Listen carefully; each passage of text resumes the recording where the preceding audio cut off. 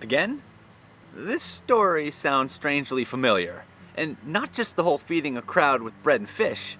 I mean, repetition really is a great teacher, and apparently the disciples need it as much as we do, because they still don't understand what's going on with Jesus. Mark 8, 1 through 30 really parallels Mark 6:30 all the way through 7:37.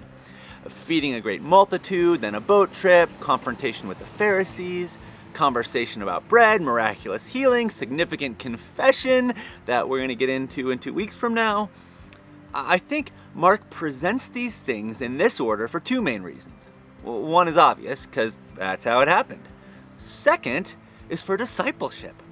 Remembering what God has done in the past should help us trust Him with our present and our future. Unfortunately, sometimes we are just like the disciples, hard-hearted, blind, and deaf.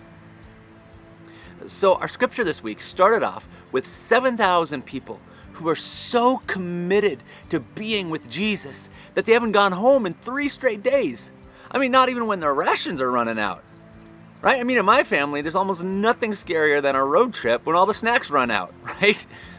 Even though the disciples have Mark 6's feeding of the 5,000 in their memory banks, they only see the obstacles to serving the people.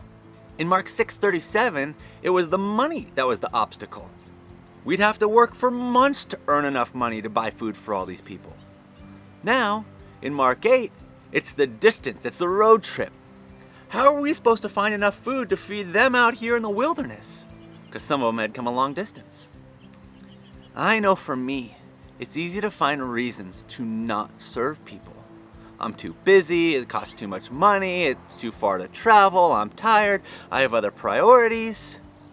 But when I actually go and serve, every time I come away blessed.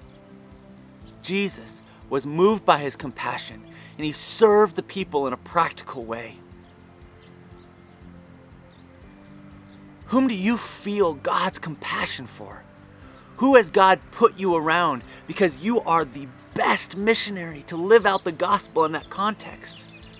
We can't allow our excuses to stop us from loving and serving people. And when we do serve, I truly believe that we will see God move in miraculous ways and we'll be blessed. So step out, risk and serve for the gospel of Jesus. But we don't step out demanding God to perform the miracles. No, that's for the Pharisees.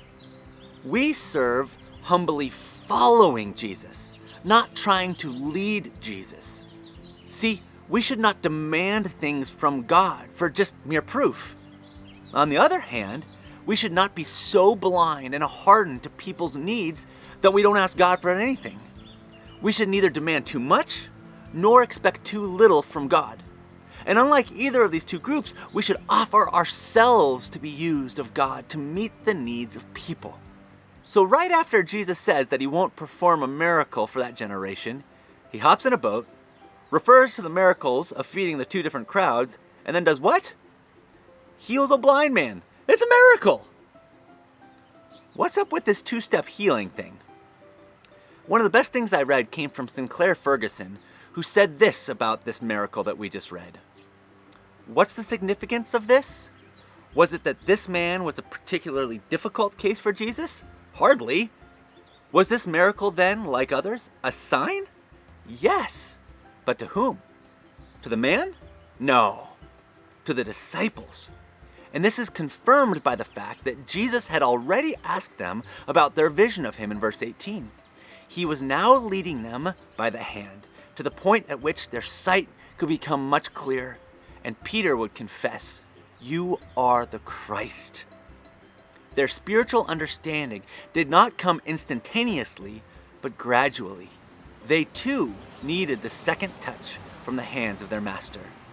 Some people see Jesus more slowly. Some come quick into faith. Be patient with the people that you are leading towards Jesus and discipling.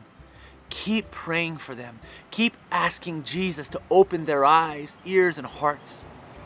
I love you, and as we serve, I know we will be blessed. So let's go serve people for the gospel of Jesus, that they might come to see him more clearly through us. I love you guys. We'll see you next week. Thank you for watching this week's video from Montage Microchurch Network.